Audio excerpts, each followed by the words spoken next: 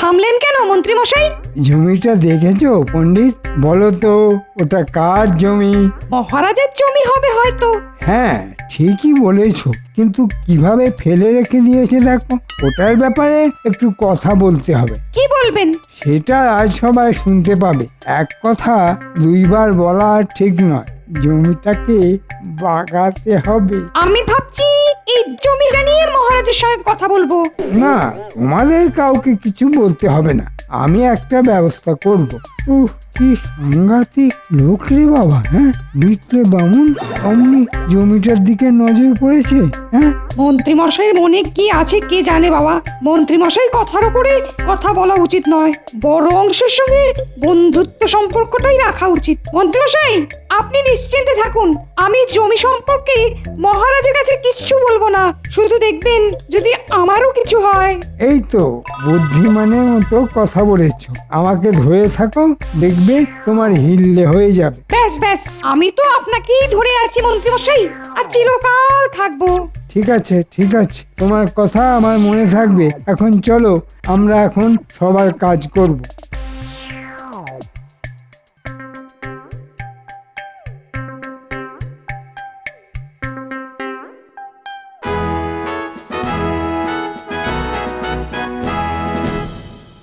কয়েকদিন ধরে দেখছি পণ্ডিত মন্ত্রী মশাইয়ের গায়ে এঁতুলের মতো লেগে আছে। জানে না যে মন্ত্রী নিজেকে ছাড়া কাউকে ভালোবাসে না। এসো এসো মন্ত্রী।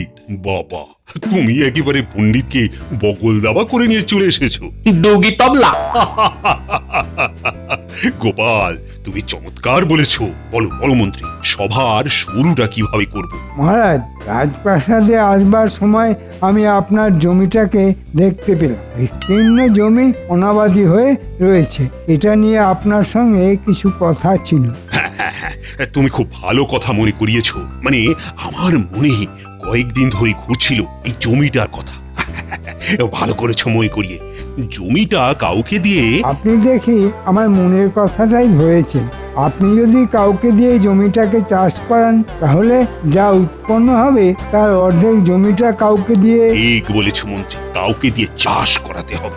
মানে আমি তো আছি। না না না না না, তোমার অনেক কাজ। চাষের জমি চাষ করানোর জন্য ও গোপাল আছে। গোপাল, তোমার কাজ হলো তুমি জমিটা চাষ করো। যা উস্কে গেল। মহারাজের এই গোপাল প্রেম আমার একদম সহ্য হয় না।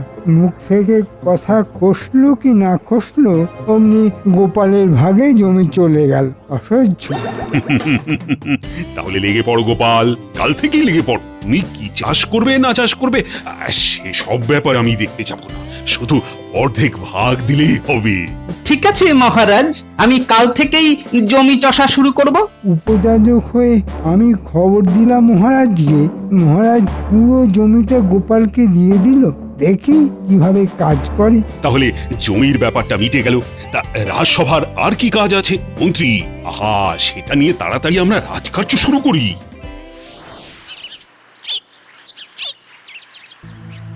কাল থেকে কি করব বলো তো?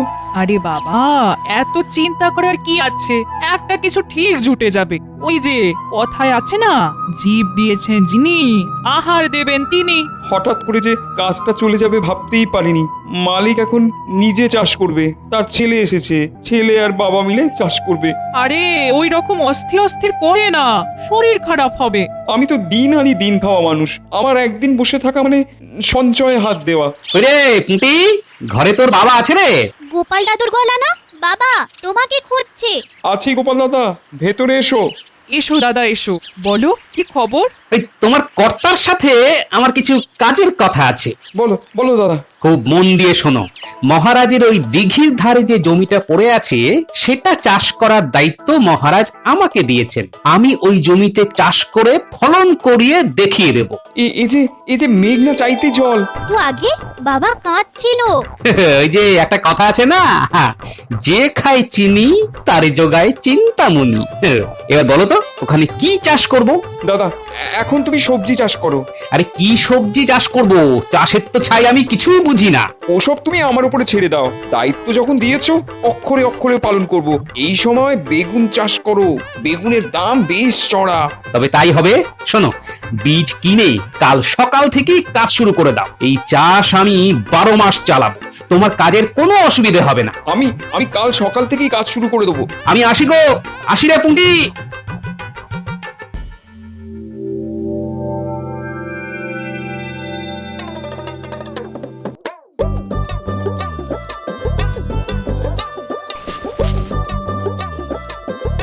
শুনছো গিন্নি? খবর আছে গো, খবর, সুখবর। খবর?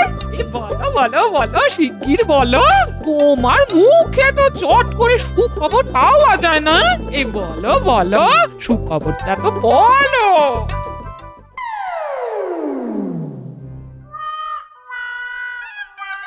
কি গো, কি হলো? মুখটা এরকম পেঁচার মতো করে রেখেছো কেন?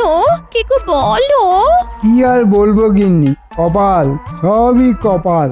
আবার কি হলো একটু খুলে বলো দেখি। পথে যেতে যেতে মহারাজের অনাবাদি জমিটা দেখছিলাম। জমিটা দেখে মাথায় একটা চিন্তা এলো যে জমিটা যদি আমি লোক লাগিয়ে চাষ করতে পারি তাহলে আমার কিছু সঞ্চয় হয়। মনের কথা মহারাজকে বললাম, ব্যাস মহারাজ গোপালকে দিয়ে দিল জমিটা। ওই যে চওড়া কপাল নিয়ে জন্মেছে, কি আর করবে, ওই মন্ত্রী হয়ে থাকো। কিছু তো একটা করতে হবে। আমি বিনা যুদ্ধে একটা সামান্য ঢেলাও দেব না। দেখি কি করে চাষ করে গোপাল। তুমি একদম ঠিক করেছো। কুটির বাবা চাষের বিষয়ে খুব পারদর্শী। হ্যাঁ, তাহলে দেখলে গিন্নি সুখবরটা কেমন? এই গোপাল, হ্যাঁ, কি চাষ করবে ঠিক করলি? আগে এই সবজি চাষ করব মহারাজ, বেগুন মহারাজ। হ্যাঁ? বেগুন? হাসবেন না মন্ত্রী মশাই, বেগুনের অনেক গুণ, পড়লে বুঝতে পারবেন। তা তুমি যাই চাষ করো না কেন, মুনাফা হবে তো। ওই জন্যই তো বেগুন চাষ করলাম মহারাজ। বেগুনের এখন চড়া দাম হবে। আমিও দেখব কিভাবে গোপাল মুনাফা করতে পারে। আমিও ছেড়ে দেব না। গোপাল বেগুন ছাড়া আর কি ভাবতে পারে? মাথায় আলু, সেই মাথায় আলু নিয়ে চাষ করবে বেগুন। মন্ত্রী মশাই, আপনি যাই বলেন বলুন, আমি কানে দিয়েছি তুলো আর পিঠে বেঁধেছি কুলো। বেগুনের গুণ আপনাকে দেখিয়েই ছাড়বো। মহারাজ, কাল তো রবিবার, ছুটির দিন, আমি খেতে কাজ করব, আপনি আসবেন মহারাজ। অবশ্যই অবশ্যই যাবো।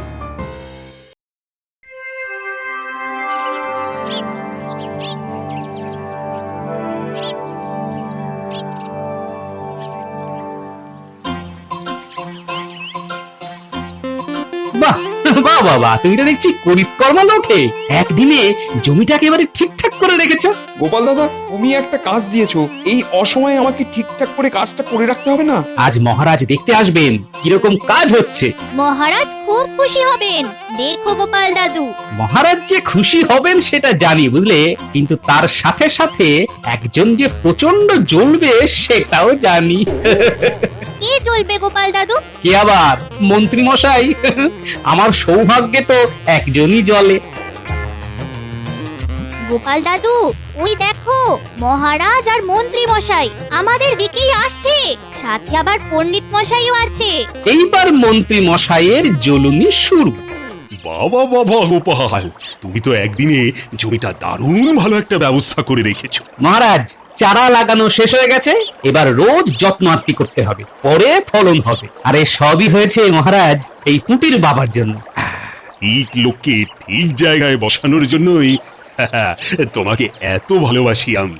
আজ ওই জমিটা আমার হতো, হ্যাঁ, আমার বাড়া ভাতে ছাই দেবার জন্য গোপাল সব সময় প্রস্তুত। কি মন্ত্রী মশাই, কি ভাবছেন? কি আর ভাববে, দেখছে তুমি কত সুন্দরভাবে জমিটাকে চাষযোগ্য করেছো। কি বলো মন্ত্রী?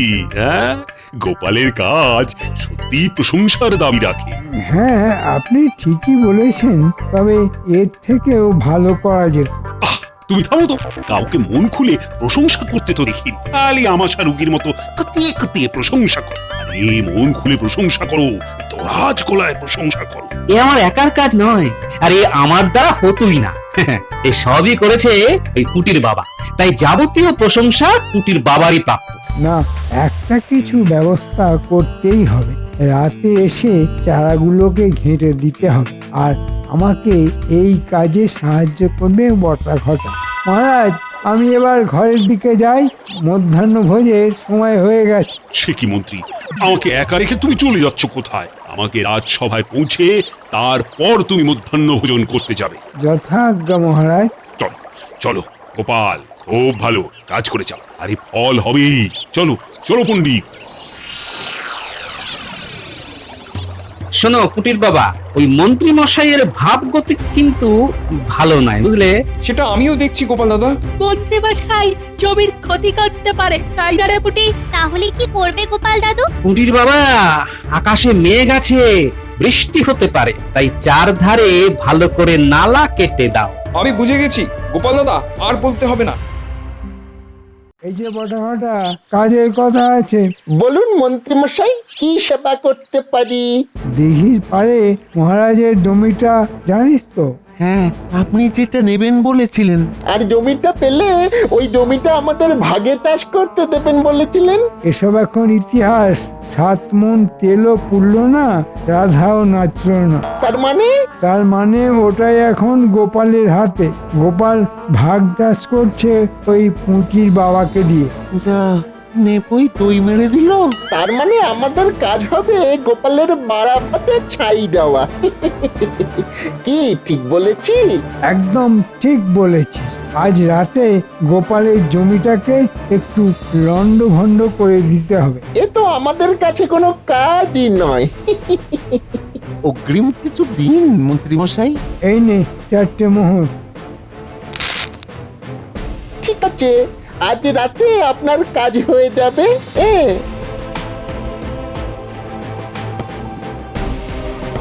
বাহ, বেশ ভালো নালা কাটা হয়েছে। এবার ভালো করে কাটা ঝোপ চারধারে দিয়ে দাও। গোপাল দাদু, তুমি কাদের আশা করছো? বটা আর ঘটা মন্ত্রী মশাইয়ের বিশ্বস্ত লোক। আকাশে মেঘ করেছে, বৃষ্টি আসবে, আর অন্ধকারে বটা ঘটা এলে নালায় বসে কাদামাটি মাখবে। চল রে সবাই।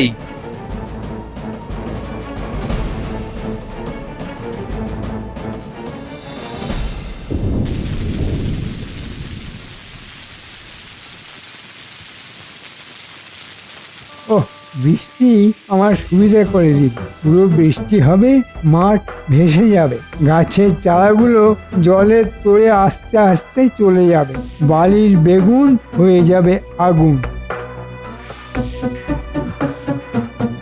কি বিড়বিড় করছো? আমি জল ঝরা দেখছি, আকাশ থেকে জল ঝরছে। গোপালের ভাগ্যে এবার বেগুন নেই। কেন কেন? তুমি আবার কি পাকা ধানে বই দিতে গেলে? বটা আর ঘটা দুজনে আজ গোপালের ক্ষেত করবে ফর্সা, সঙ্গে সাথ দিল রাতের বর্ষা। আরে বাবা, কিরকম ছন্দ মিলিয়ে দিলাম।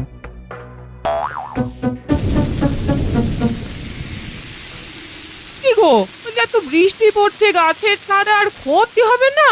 না না গিন্নি, সেদিকে আমি সদা সতর্ক আছি। জমির চারপাশে নালা কেটে রেখেছি, নালা দিয়ে সব জল বেরিয়ে যাবে। আর যদি বাড়তি কেউ আসে, ওই নালার মধ্যে গাদাগাদি করে পড়ে থাকবে। বর্ষার মধ্যে আবার কে আসবে? সে আছে গিন্নি, আসার লোক অনেক আছে। না না না, অনেক বলবো না, ওই 2টো লোক আছে, তারা এতক্ষণে এসেও গেছে। আর নালার মধ্যে গাদাগাদি করে পড়েও আছে গিন্নি। তুমি কি যে আজে বাজে বকছো কে জানে। গো, শরীর খারাপ টারাপ হয়নি তো? গিন্নি, গোপালের ক্ষতি করার জন্য লোক এখানে আছে, তিনি আমার এই সব সহ্য করবেন কেন? ও, তার মানে ওই মন্ত্রী মশাই? তাছাড়া আর কি, 2 এ 2 যদি 4 হয়, আমার জমিতে আজকে রাতে বটা এবং ঘটা আছে, এবং ওরা দুজনে নালার মধ্যে পড়ে গেছে ইতিমধ্যে। এই দেখ কি জ্বালায় পড়লাম। এই মুষলধার বৃষ্টি পড়ছে, অন্ধকারে কিচ্ছু দেখতে পাচ্ছি না। জমির কাছে এসে গেছি। এবার জমির মধ্যে ঢুকে গাছগুলোকে ছিঁড়ে দে। বৃষ্টি এসে আমাদের সুবিধাই করেছে জানিস।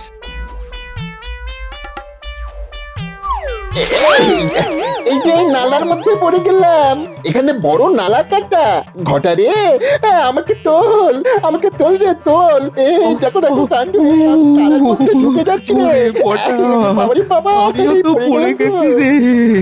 আমার বোধহয় এই পাটা ভেঙে গেল রে।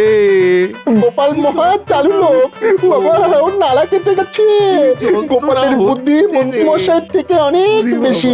বাবারে এই বোটা, এই বোটা, আমরা ক্রমশ এই ডুবে ডুবে আমরা আর কালকের সূর্য দেখতে পাবো না রে বাবা।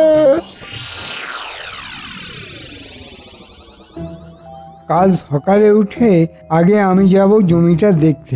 এতক্ষণে বটার ঘটা জমির সর্বনাশ করে দিয়েছে। নাও গোপাল, এবার তোমার ফাটা কপাল।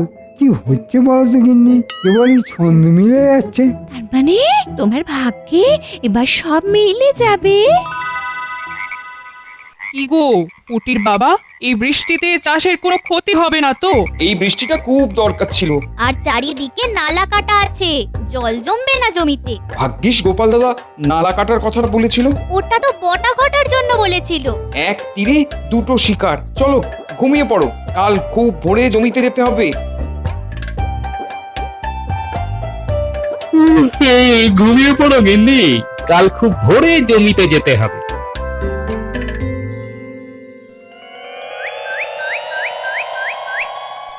ঘটারে, জীবনে আর কারো ক্ষতি করতে যাব না।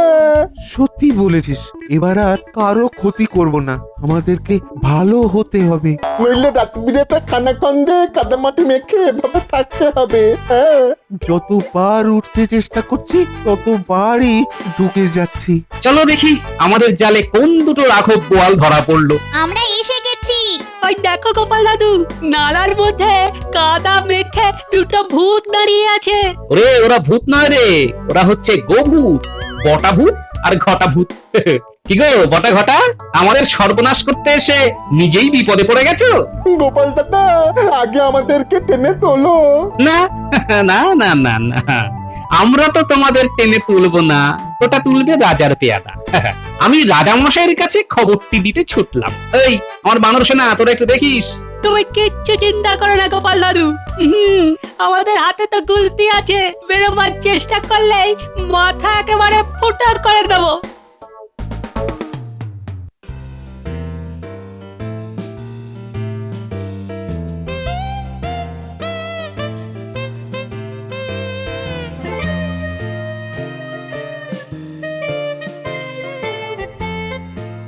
কি গোপাল, এত সকালে ছুটতে ছুটতে আমার এখানে? মহারাজ, মহারাজ একবার চলুন পেয়াদা নিয়ে।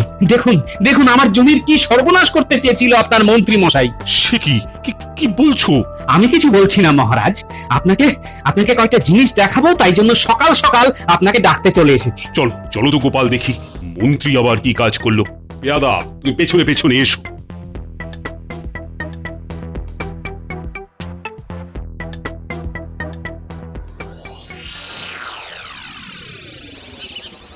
তাড়াতাড়ি যাওয়ার কথা ছিল। গিন্নি, তুমি আমার ঘুমটা ভাঙালে না কেন? হ্যাঁ, আমার নিজেরই ঘুম ভাঙেনি। সারা রাত্রি তোমার নাক ডাকা শুনতে শুনতে আমার ঘুম কোথায় হয়েছে। আসলে বুঝলে কি না, শান্তি নিয়ে ঘুমোলে একটু নাক ডাকে। এখন আমি যাই, গোপালের জমির দশাটা দেখে আসি। একটা ভালো খবর দিও ঠাকুর, একটা ভালো খবর। মহারাজ এই দেখুন বটা আর ঘটা। এই এই তোমরা এখানে কি করছো? হ্যাঁ, মাটি মেখে দাঁড়িয়ে আছো কেন? মহারাজ আমরা পাপ করেছি, তাই ভগবান আমাদের সাজা দিয়েছেন। আমাদের এবারে ওই ভালো হতে দিন। এসব পরে শুনবো, আগে বলো তোমরা এখানে কার আদেশে এসেছিলে? আগে মহারাজ মন্ত্রী মশাইয়ের আদেশে। বটে, মন্ত্রীর এত সাহস আমার জমির উপর কায়দা করা। দাদা যাও তো, মন্ত্রীকে ধরে বেঁধে নিয়ে আসো। ধরে আর বেঁধে আনতে হবে না মহারাজ, জমি কেমন আছে সেটা সরেজমিনে দেখতে আসছে আমাদের মন্ত্রী মশাই। ওই দেখুন। এ কি মহারাজ দাঁড়িয়ে আছে? তবে কি বটা ঘটা ধরা পড়ে গেল? এই মন্ত্রী, তুমি তাড়াতাড়ি এসো। দাদা, মন্ত্রীকে পিছ মোড়া করে বাঁধো। আমার কি অপরাধ মহারাজ? ন্যাকা বোকা সাজা হচ্ছে। গোপালের জমি নষ্ট করতে বটা ঘটাকে যে কাজে লাগিয়েছিল সেটা কে? হ্যাঁ, কে? বটা ঘটা সব আমাকে বলেছে। ছি ছি ছি ছি, মন্ত্রী তুমি কিনা আমার মন্ত্রী, আর সেই তুমি কিনা প্রজাদের উপর অত্যাচার করছো। আজ থেকে তোমার মন্ত্রিত্ব শেষ। আমার চাবি খাবেন না মহারাজ, আর একবার সুযোগ দিন, আমি ভালো হয়ে দেখাবো। শাস্তি তোমাকে পেতেই হবে। যেমন কর্ম তেমন ফল। মন্ত্রী, তুমি গোপালের জমি পরিষ্কার করবে যাও। যাও, পুটির বাবার হাত থেকে কোদাল নিয়ে মাটি কোপাও। আর এই যে পুটির বাবা, মন্ত্রীকে যদি কোনো মাত্র সাহায্য করো তাহলে কিন্তু তোমাকে কঠিন শাস্তি দেবো। যাও যাও মন্ত্রী, কাদায় নেমে চাষের কাজ করো। তোমার চাষের কাজ করতে খুব ইচ্ছে ছিল না? যাও যাও, এবার চাষের কাজ করো। ধন্যবাদ মহারাজ, আর 1 সপ্তাহের মধ্যে ফলন হবে। ফলন তো দেশি বেগুন। কি মন্ত্রী মশাই, বেগুনের কত গুণ দেখলেন তো? তুমি ঠিক বলেছো গোপাল। ধন্যবাদ মহারাজ। শোনো শোনো, একটা কথা তোমাকে বলি গোপাল, আমার ভাগের যে অর্থ আসবে সেটা পুরোটা আমাকে দিতে হবে না, আধা আধি ভাগ করে নিও। আমি অল্প হলেই খুশি, আমার প্রজারা যেন সুখে শান্তিতে থাকে, এটাই শুধু আমার চাওয়া। মহারাজের জয় হোক।